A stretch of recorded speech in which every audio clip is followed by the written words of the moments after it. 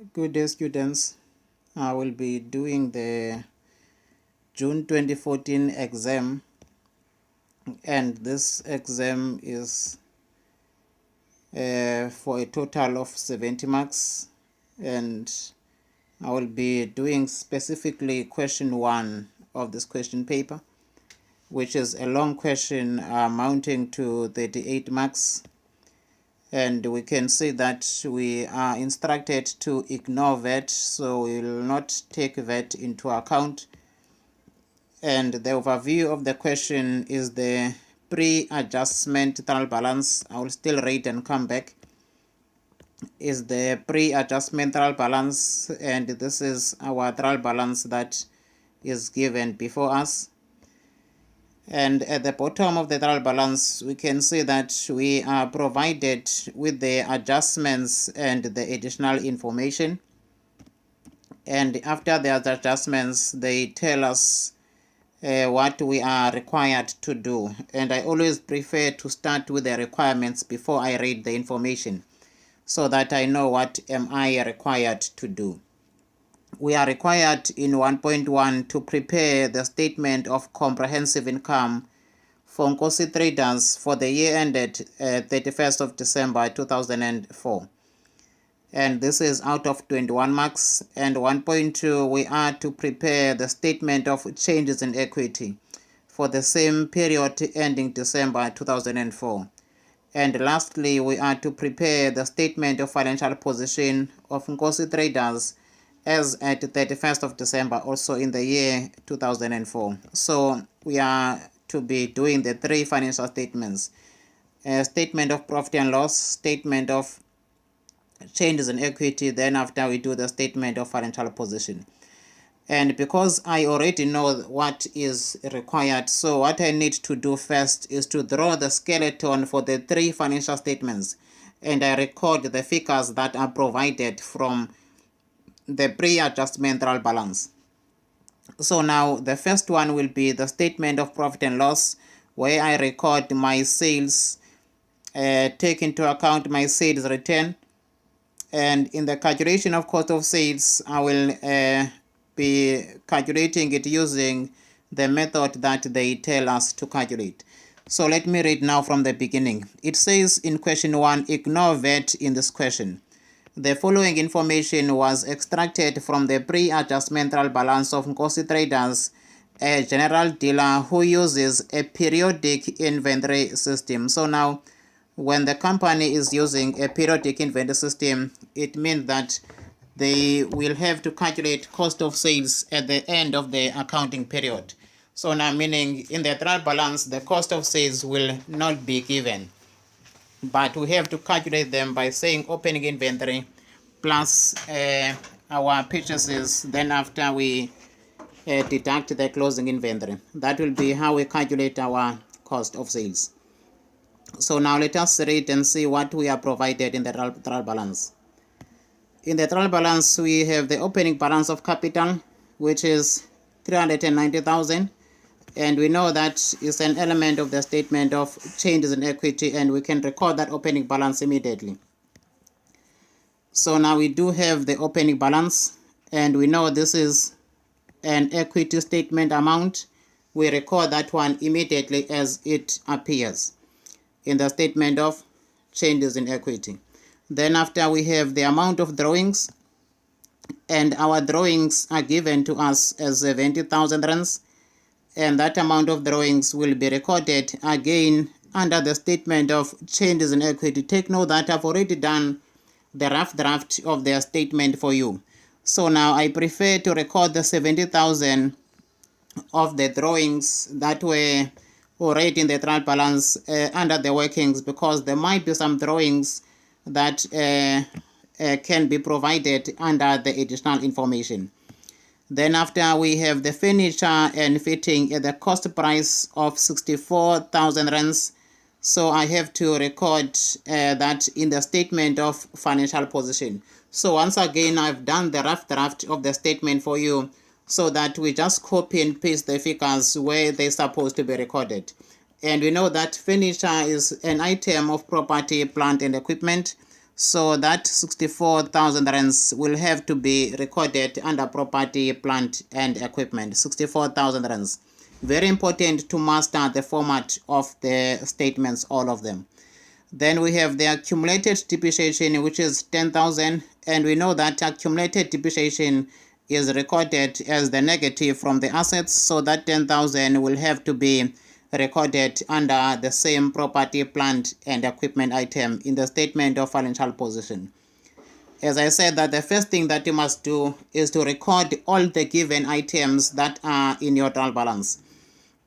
We are given the opening inventory, and we know that the company is using periodic inventory system. So now the company is using periodic inventory system, and we have the opening balance on the 1st of January as inventory, which is 83,700, meaning this inventory is the one that will be used in the calculation of cost of sales in the statement of profit and loss.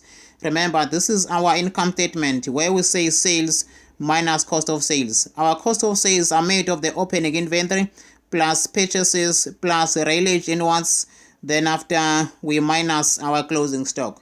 So now we are given 87,300 as our opening stock, 83,700 as our opening stock. Let me confirm that.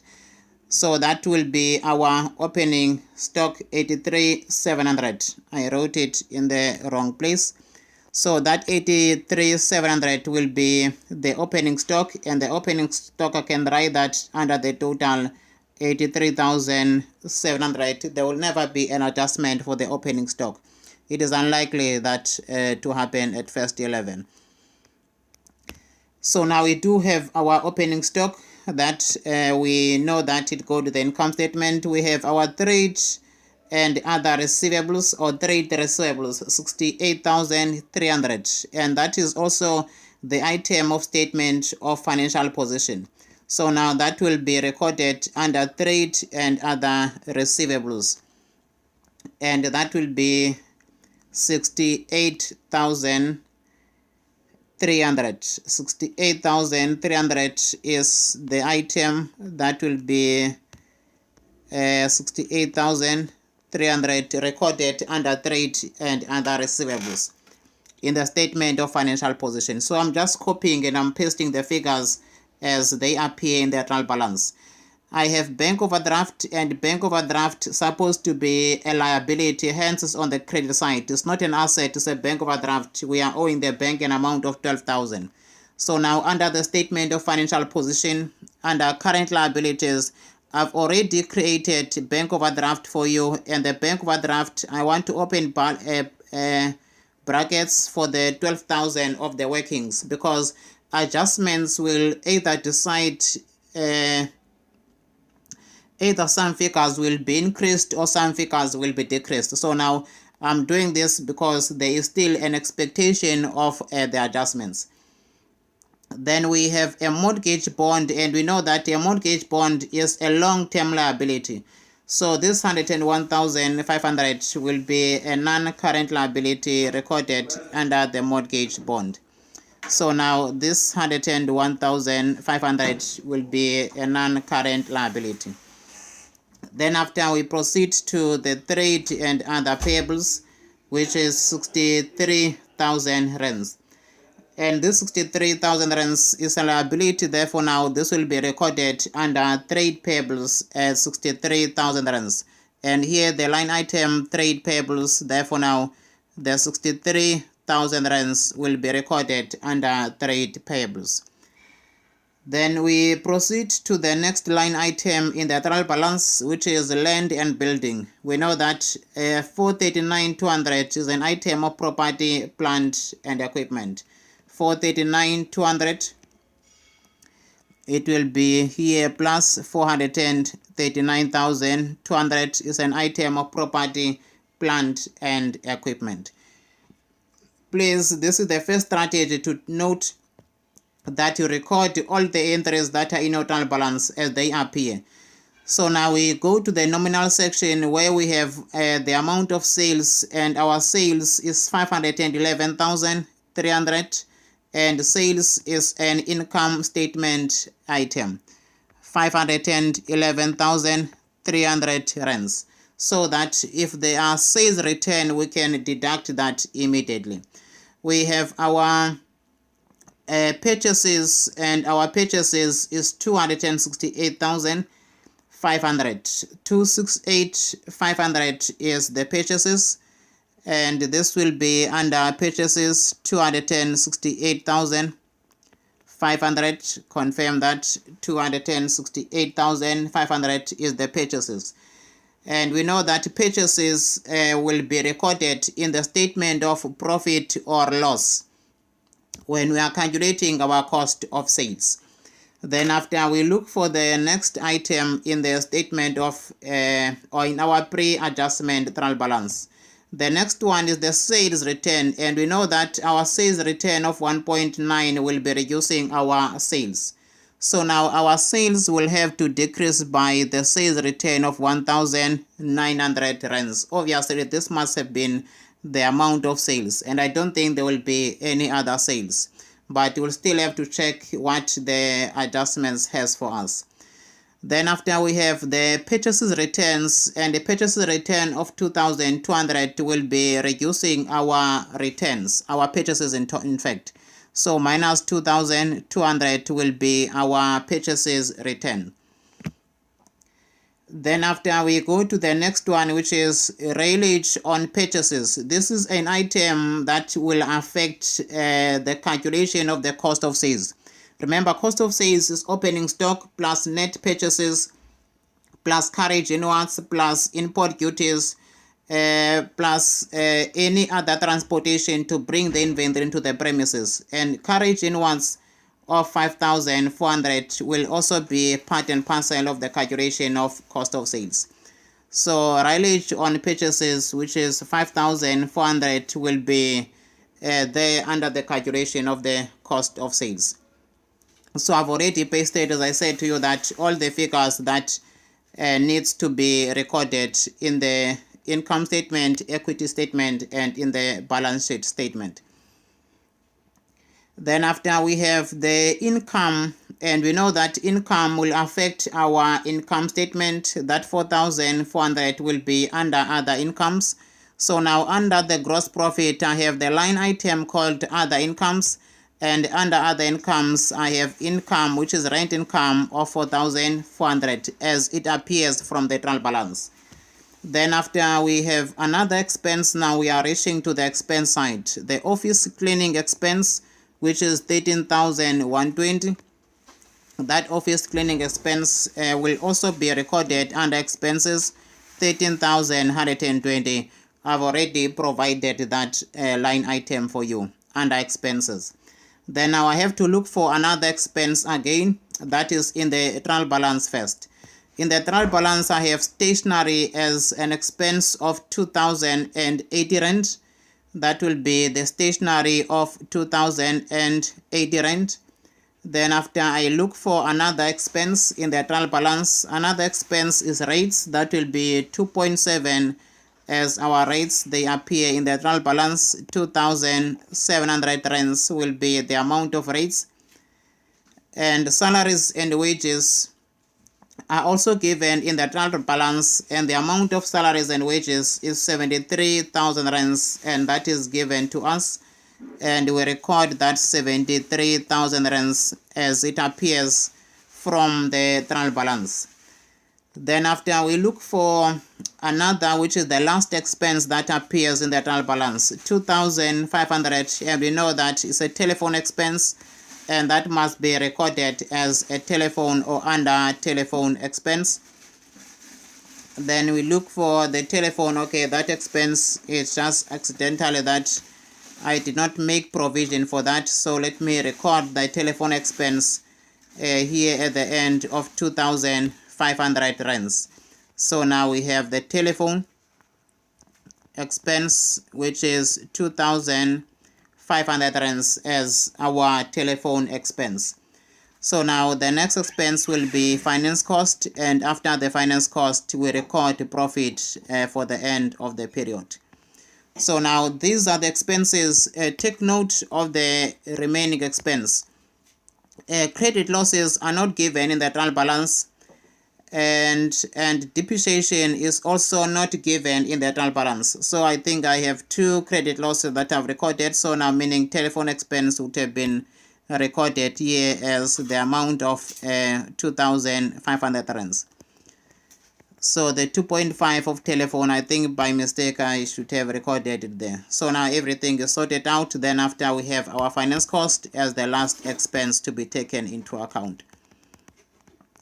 So now we did not have any finance cost recorded in the trial balance, but there is a likelihood because there is a bond that finance cost will need to be recorded.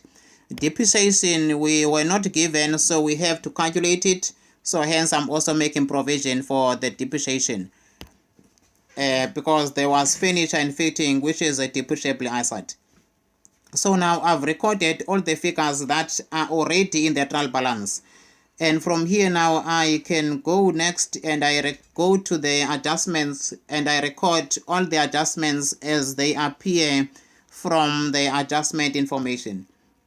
So my workings will be the general journal. For every adjustment I will do general journal when necessary. If it's not necessary, then I will not do anything with regard to that entry. In this case, let us go to the first additional information. In the first additional information, we are told that under number 1, a physical count showed the following on hand on the 31st of December 2004. At the end of the year, there was inventory, meaning this will mean that we have the closing inventory of 95,600.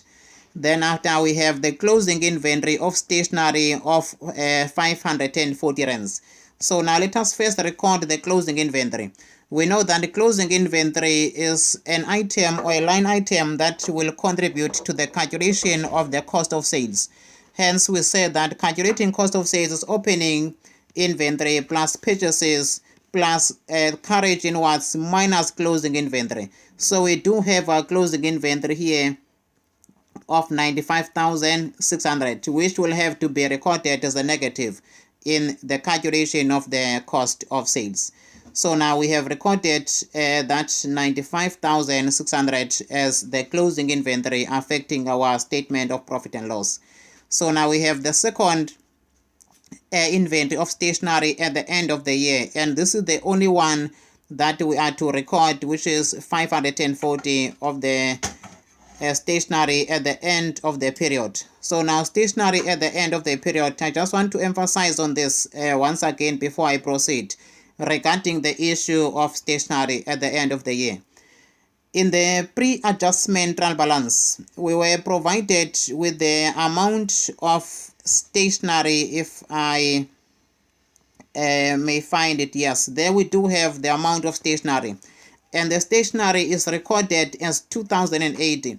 And if you can see from here, sales going downwards, these are the nominal section items, meaning these are the items that are to be recorded in the statement of profit and loss. And we see that there is an amount of stationery that is recorded as an expense of 2,080 rands. And remember now, this means when this stationery was bought, it was treated as an expense, meaning when stationery was acquired, it was recorded under the expense account. Then after it was transferred and recorded or balanced or transferred into the trial balance at the end of the period. So now this is the total of the stationery that was bought during the current year, recorded as an expense. Therefore now whatever stationery is left at the end of the year becomes an asset. So now this stationery is an asset, meaning the stationery that is unused. So now if during the year we bought a stationery of 2,080 rand, but at the end of the year the only stationery that is left is 540, so it means the difference of 540 and 2080 would mean that some stationery was used, and we know that stationery used becomes an expense. That's why now this amount of stationery becomes an asset when we do our general entries. Then after we credit our stationery expense, reducing that by the asset left at the end of the year. So now I'm doing my workings. I want to make this one very clear. these are my workings. Whenever I do the financial statements and I am provided with the additional information, preferable use general journal so that what is on the debit side goes to the relevant statement and what is on the credit side also goes to its relevant statement. So in this case, I have to record my stationery at the end of the year, stationery on hand, and I know that stationery on hand is an asset because when the stationery was bought, it was recorded as an expense, hence it appears in the pre-adjustment trial balance under expenses. Then after I reduce my stationery used, which is stationery expense or stationery used if you want to say so. So now this will be 540. So the stationery at the end of the year, which is 540, now must be recorded under the statement of profit or loss, and that will be reducing our stationery expense of 2080 rand. So here we say minus 540. Now I am being reminded of something that I still have to record at the end of the year. The inventory, because this is inventory at the end of the year, meaning the inventory of stationery. So now both of these inventories should be recorded under inventory in the statement of financial position. This is an asset, this is an asset at the end of the year.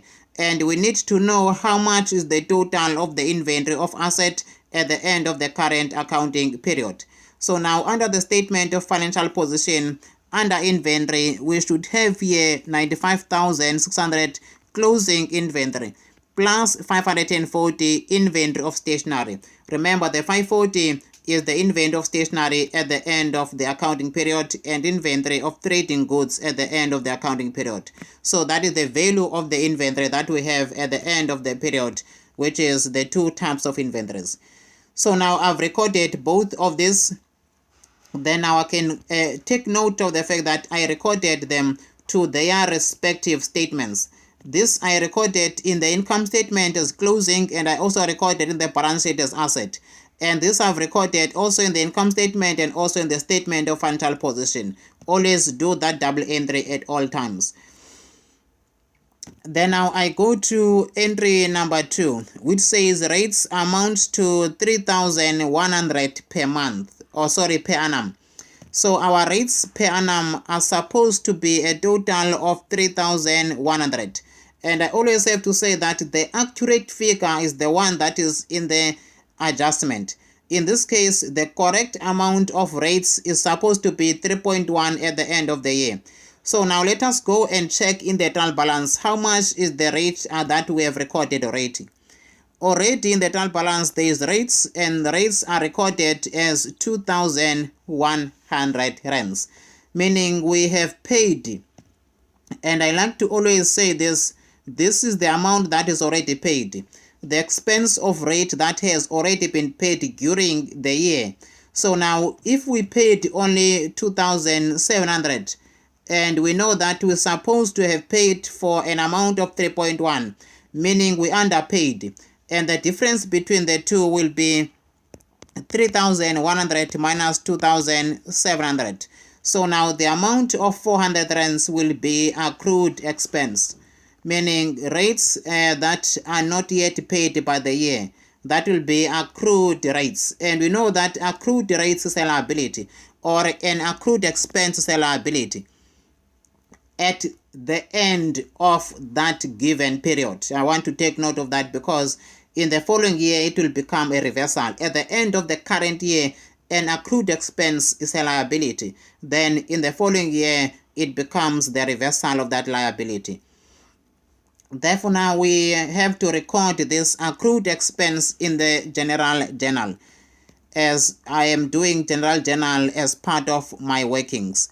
So now I have to debit my rates by an amount of 400 because rates are supposed to be 3.1 at the end of the year. Then I increase my liability and I credit my accrued. I credit my accrued rates because accrued expense is a liability. And the fact that 400 is not paid yet by the end of the year, meaning we are liable, or we have the liability of 400 that we have not yet paid for it. So now this will be increasing our rates in the statement of profit or loss, P&L, profit and loss. This will be in the statement of financial position. So now these are the two statements that will be recording this. So our rates in the statement of profit or loss will be increasing by an amount of 400 rands. So now we say plus 400 rands, so that at the end of the year, our rates will amount to 3,100 as it is stated in the adjustments. Then after we said 400 of the rates is a liability because this amount is not yet paid. So under trade and other payables, we have to say plus an amount of 400 for the accrued rates at the end of the current accounting period. So now this was number 2. Then after we go to the next adjustment. Next adjustment is number 3, which says a salary of 1,000 a month or 1,000 per month. However, you stated is payable to an employee for December, meaning this is 1.5 a month or 1.5 per month. However, I prefer to say 1.5 a month is still payable, meaning this is a salary not yet paid, meaning again this is accrued salary. And we know that an accrued expense is a liability at the end of the current period. So now meaning our salaries that we see in the trial balance, the salaries of 73,000 rands are underestimated. They're supposed to be inclusive of the salary of 1.5, which was not paid yet. So now because it was not paid, therefore now we have to increase the liability. And at the same time, we recognize that as an expense in the current period. So now doing our workings in the general journal, we still have to debit our salary by an amount of 1,500 and we credit our accrued salaries. And our accrued salary will amount to 1,500 rands. So now we are raising a liability at the end of this period. So now our salary will be affecting the statement of profit or loss, and our accrued salary will affect the statement of financial position, and our statement of financial position being the balance sheet. So now let us record this in the statement of financial position, and we know that accrued expense is a liability, which will affect our trade and other payables, 1,500. This is the credit side of the journal entry. Then after now we have to record the debit side of the general entry, where we are to increase our salaries by an amount of 1,500, salaries that were not yet paid for. Remember, this 73,000 is the total of the salaries that were already paid at the end or by the end of the current period. As I always say that these salaries were already paid. So now we only paid 73,000 rands instead of paying 74,500 rands. So now meaning 1.5 becomes an accrued, which is a liability. Then we go to entry number 4. Entry number 4 say that a portion of the building was rented out to a tenant on the 1st of January 2004. Remember, the accounting period starts on 1st January and it ends in December. End of the period is December. So now obviously that means the accounting period started in January. So now we rented the property or part of our building at an agreement or rental agreement of 400 per month. So now it means it's supposed to be 400 times that by 12 because the tenant was there for the full 12-month period. Term that by 12 unless stated otherwise. So it means the rental income that we're supposed to have received by the end of the year, it was supposed to be 4,800. So let us check if is there any income of rent that has already been received in the trial balance. In the trial balance there is rent income, which is rent received, meaning This is the rent that we have already received. We have already received 4.4, and we're supposed to have received an amount of 4,800, and the difference between 4.8 and 4,400 will be 400 rands, meaning 400 rands is accrued income, meaning income not yet received. And this income is accrued rent income of 400 rands. So the tenant still owes us 400 rands, and accrued income is an asset, meaning this accrued income will affect the statement of financial position under our trade and other receivables.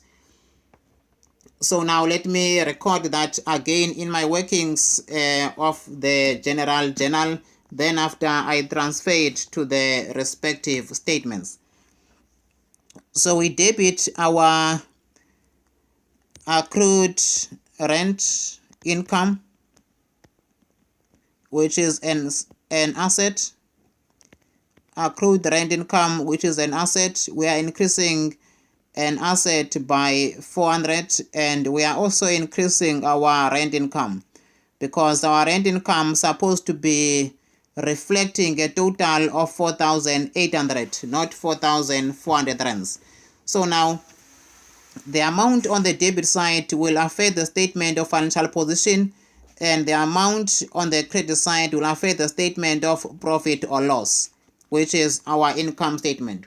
So now let us record first the debit side, which will affect our statement of financial position. That will be under trade and other receivables. We add that as 400, which is positive, increasing our current assets or our short-term assets. Then now there is rent that we're supposed to have received, and that is supposed to be recorded as our income for the year. So now this will be increasing our rent income. Therefore now total of the rent income by the end of the current year supposed to be 4,800 rands. So we have recorded both the debit side and the credit side of this entry.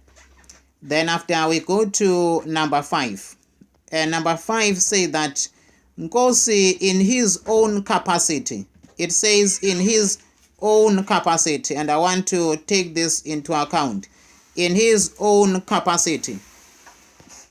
It says Nkosi in his own capacity.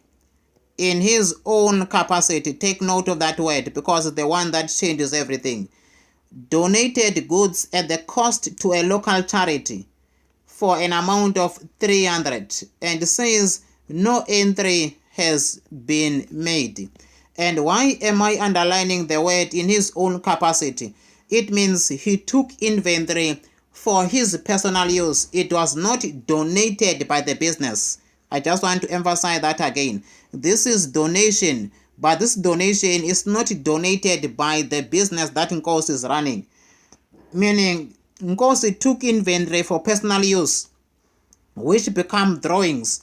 Then after he donated that in his own capacity, not under the name of the business. So now meaning this will be taken as drawings as opposed to taking this 300 as donation. Otherwise, if it was a donation by the business, not at the capacity of the owner, therefore now this was going to be treated as donation, which will be an expense in the income statement. However, now this amount of 300, though is donation, will be recorded as drawings that were taken by the owner and donated by the owner at his own capacity. So now, in this case, we'll have to record our drawings, and the amount of drawings will be 300. Then after we record this on the credit side as purchases. And why do we record this as purchases? It's because the owner took inventory for personal use. So now if he takes inventory, remember again in the periodic inventory system, when we buy inventory, we record that as purchases. So now if the owner is taking inventory, meaning the owner is reducing our purchases, that's why the contra entry becomes purchases. So now that means our purchases in the statement of profit and loss will have to be reduced by the amount of 300. And at the same time, in the statement of changes in equity, will have to be reduced by an amount of 300 rands, or increasing our drawings, because drawings, they reduce our owner's equity. So now the first 300 will be added to our drawings. Add that 300 rands. Then after, another 300 will be recorded as negative under our purchases in the statement of profit and loss, because the owner took inventory, and purchases in the periodic inventory system are treated as inventory, or inventory is treated as purchases. However way you call it, at the end of the day, we mean the same thing. So now we recorded both that 300, and I want to emphasize on this again: if the donation was done by the business, therefore now this was going to be recorded as normal donation in the statement of profit and loss, or statement of profit or loss. Then after, it was still going to affect our purchases as a reduction if the donation was in the form of inventory or purchases. So now this was number 5. Then we go to number 6, and number 6 say that on checking the accounts receivables, it was decided, or it was found, that a debt of 1.5 must be written off as irrecoverable. Sorry, a debt of 1.3 must be written off as irrecoverable. So now this will just be straightforward, what we call a bad debt. This will be what we call a bad debt, and this bad debt will amount to 1,300. Then after, this has to reduce our debtors, because this amount of 1.3 is no longer a debtor in the business.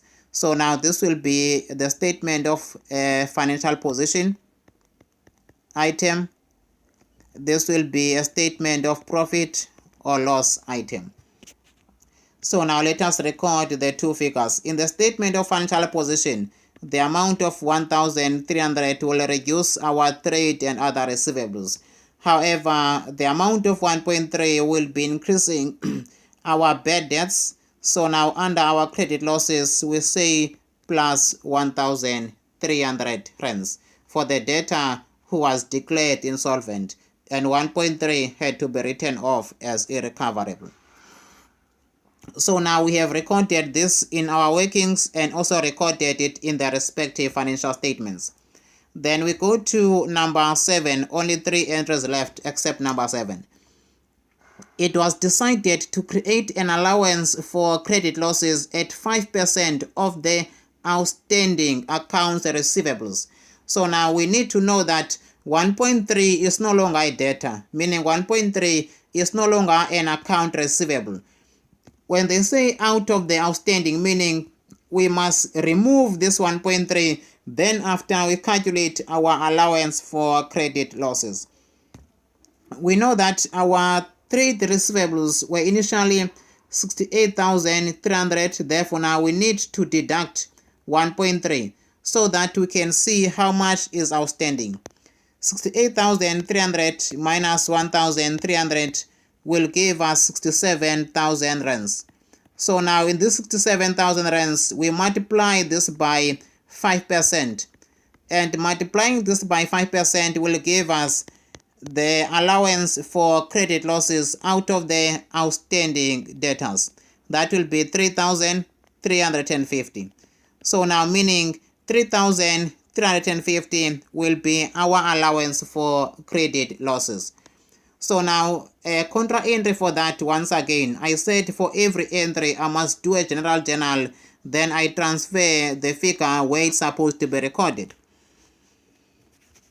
So the first one will be debit our bad debts, because an allowance or increase in the allowance is also increase in the bad debts. 3,350 will be increasing our bad debts.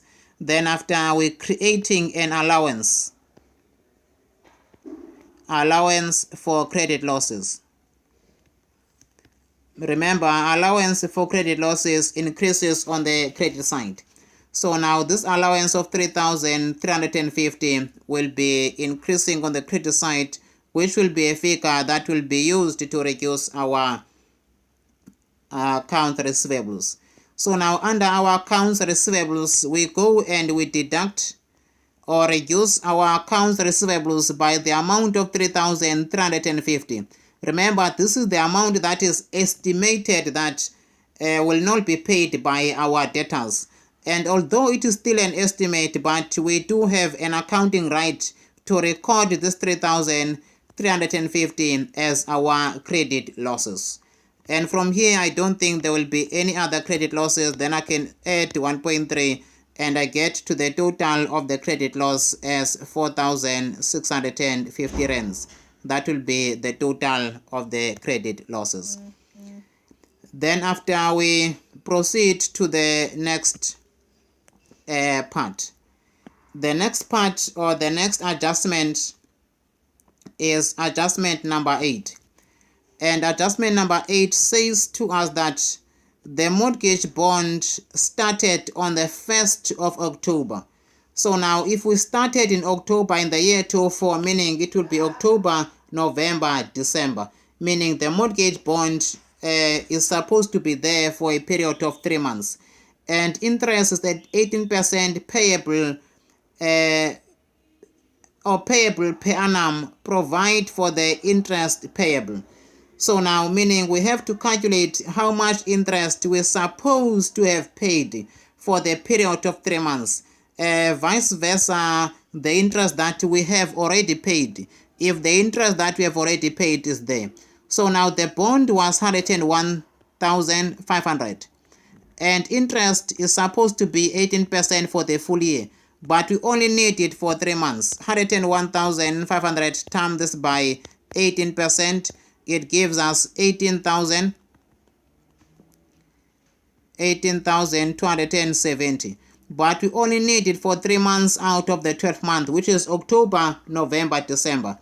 And interest for 3 months will be termed that by 0.25, which will give us an amount of 4,567.50, which can be rounded off to 4,568 if you would like to do so. And because the numbers here are whole numbers, preferable to use 4,568.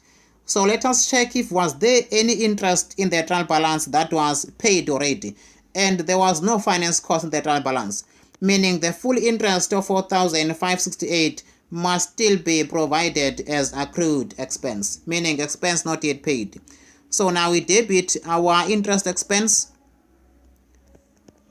because interest expense that was supposed to be paid by the end of the year is 4,568. Then we credit our accrued expense, our accrued finance cost. And our accrued finance cost will be 4,568. So now the 4,568 is an accrued expense, and this is a finance cost, which is the statement of profit or loss item, and this is for the statement of financial position item. So now our finance cost must be accounted as it's supposed to be. Let me start with the statement of financial position, where we record the accrued under trade and other payables, plus 4,568. Then after we record the debit side, which is the income statement amount, the amount that increases our finance cost, that will be 4,568 rands. There is no need for showing calculations because there was nothing in the trial balance. However, if you want, you can still show that and say 101,500 times this by 18%, times this by 3/12. This will be the correct amount for the finance cost to be accounted for in the current accounting period. So now I have accounted for the finance cost, which was entry or adjustment number 7. Then we are moving now to adjustment number 8. Adjustment number, we have done also adjustment number 8. We are in adjustment number 9, at least one entry left. Adjustment number 9 says that furniture and fitting must be depreciated at 10% per annum on the diminishing balance method. And we already have the cost. So now we are calculating depreciation for furniture and fitting. We need to take into account the cost. I think it was 64,000 rands minus accumulated depreciation of 10,000. And this will give us 54,000 rands. Let me confirm the figures. We had furniture and fitting where the cost amounted to 64,000 and accumulated depreciation at the beginning of the year was 10,000. So now this will give us a carrying amount of 54,000 rands. Then we times this by 10%. Remember, we are using the diminishing balance method. So now 10% of this will give us an amount of 5,400, which is depreciation for the current year on furniture and fitting. Then we record this in the general journal once again. We debit our depreciation by 5,400 and we credit our accumulated depreciation. And our accumulated depreciation on furniture and fitting is 5,400 rands. The amount on the debit side is a statement of profit or loss item, and this is for the statement of financial position item. So the one on the debit side will be affecting the statement of profit or loss, as I said. So now that will be a depreciation line item, 5,400 for the current year. Then after we record the one that affects the statement of financial position, and that will be negative 5,400 rands. I think this will be the last entry to record regarding the property, plant and equipment items. Number 10, which is the last entry, says Mr. Nkosi contributed an additional 2,000 rand cash. And this contribution has not yet been made. So now he contributed cash, and this cash contribution has not yet been recorded in the books of the business. So now we have to record this as a capital contribution. We debit our bank because an amount of 2,000 was received. We increase equity because equity, which is capital, is increasing on the credit side. So now that will be 2,000. The debit side will affect the statement of financial position. Remember now we had a bank overdraft of 12,000. So now we have to reduce this by 2,000 so that the net bank overdraft at the end of the year is 10,000. However, the entry on the credit side will be under the statement of changes in equity, which is additional capital of 2,000 rands. And from here, this was the last entry to be recorded. And the minute you have recorded all these entries, please don't forget and recorded them where they're supposed to be recorded in its respective financial statement. You need not to forget that sometimes in the trial balance, you might be given opening balance of the prepaid expense, opening balance of the accrued expense, opening balance of the income received in advance. Please don't forget all of that. They are also very important. But in this exercise, we do not have any opening balance prepaid expense, opening balance accrued expense, income received in advance. But be mindful of that. It's very important to understand how you must do the reversal. So now with that being said, then I can now, so if there were reversal, you'll have to account for the reversals and first do the general entries for each of the reversal. So now let me start with the income statement, and I record all the income statement items. Then after this, I will just balance my statement of totalize my statement of profit or loss. Then after I transfer that to the statement of changes in equity, then after I go to my statement of financial position. So now my statement of profit and loss will be 511,300 minus 1,900, and this gives me an amount of 509,400. 509,400 rands.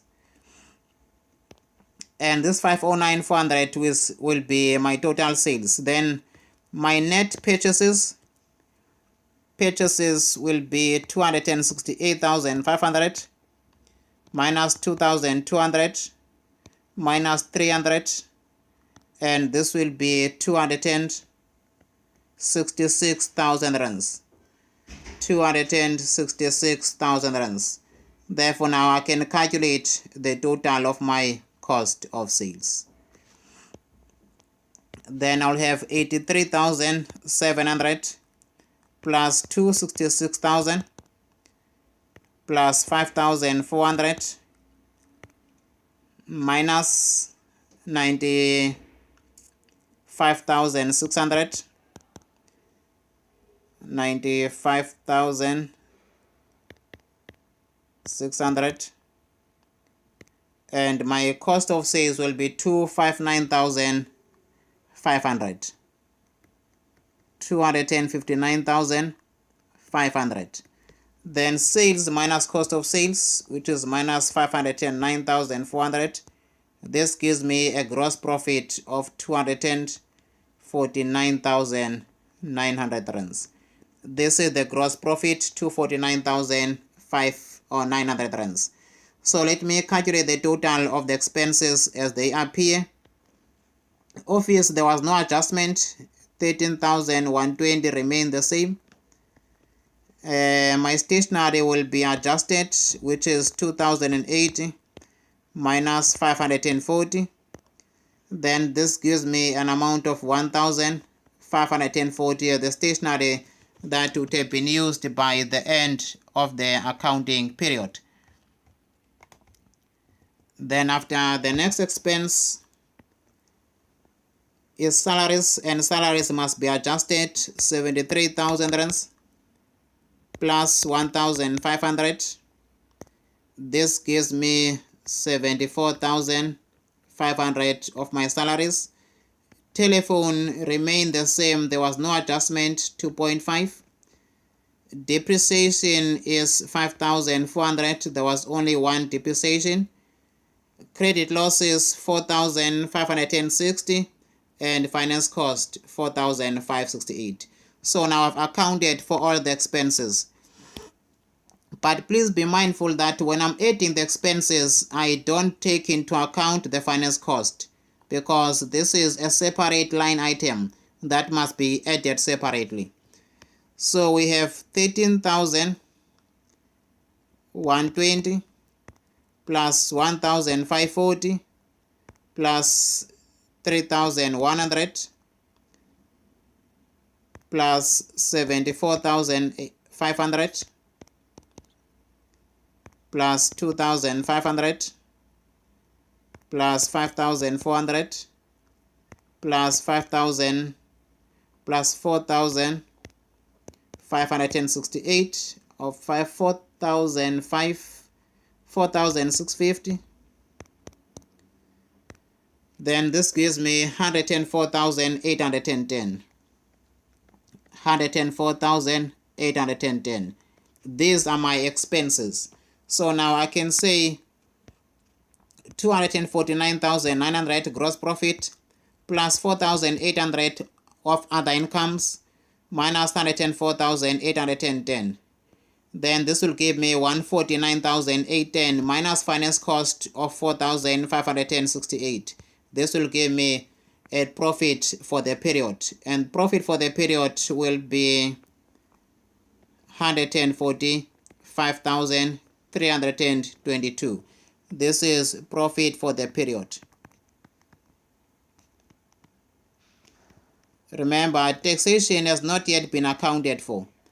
So now if you were at the taxation level, but at this level you don't give you the tax, so now you'll have to multiply by the tax rate, which is normally 28%, but you can leave it here so far. 154,320 will be transferred here as 145,320. 145,320.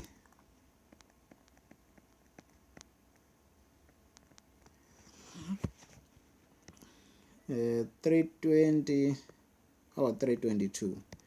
So that profit is transferred here in the statement of changes in equity, 145,322. You transfer this as it appears in your income statement at the end. Either this is right or not right, but if you transfer the same figure in the equity statement, then you'll get a method mark. Our total of the drawings will be 70,300 rands. And this will be negative. Then after we can get to the profit statement at the end of the year, total balance. We say plus 390,000 plus 2,000 minus 70,300. Then this gives us the closing balance of 467,022 rands. So now take a note again. This figure is the one that will be transferred as it is. 467,022 must appear in the statement of financial position. Under equity, 467,022. 467,022. Exactly as that figure is, must be transferred under the equity section. Then after now, let me write the total of my property, plant and equipment items, which is 64,000 minus 10,000 plus 439,200 minus 5,400, which will be the total of the PPE as 487,800 rands. And that will be 487,800 487,800, and this becomes the total of the non-current 487,800. Then after we go to inventory, which is 95,600 plus 540, and this gives me a total of 96,140. Then after we have 68,300 plus 400 minus 1,300 minus 3,350, and this gives us accounts receivables as 64,050 rands. So this will be the total of the account receivables, 64,050 rands. Then after we have calculated the total of the current assets, then you can get the total plus 96,140, and 96,140 added with 64,050 gives 160,190, plus our non-current of 487,800. This gives us the total assets as 647,000. Total assets 647,990 rands. Then after we go to equity and liabilities, there was no short-term portion regarding the mortgage bond, so the full amount of 101,500 remains the same. It's not portioned. There's no portion for the short-term loan. Then we go to trade and other payables. 63,000 rands is the figure provided, plus the amount of the accrued, plus another accrued of 1.5, plus another accrued of 4,568, which was interest expense, if you still remember that. And the total of the trade payables is 69,468 rands. And that will give us the total plus 10,000, which was the net of the bank overdraft. And after we have added that, it will be 79,468 rands. 79,468 rands. So now our total liabilities all together, current and non-current, we still have 101,000 here, 500. Our total liabilities plus 101,500, it gives us 180,968 plus equity and liability of 467,022. This is 647,990, exactly equal to our total assets. So now that will be at the end here, total equity and liability. But let me write here on top because of the limitation of space. Due to the limit in space, let me write it here. Otherwise, it's supposed to be there at the bottom as total equity and liability. And you can see that is 467,990. And with this being said, guys, I can say thank you. I hope you have enjoyed this exercise, and I hope you have learned something out of this. If you have any questions, please hit me in my email address. Those who know me, then I'll respond if perhaps there's anything wrong that I've done or any other further questions. And I can say God bless you. Thank you.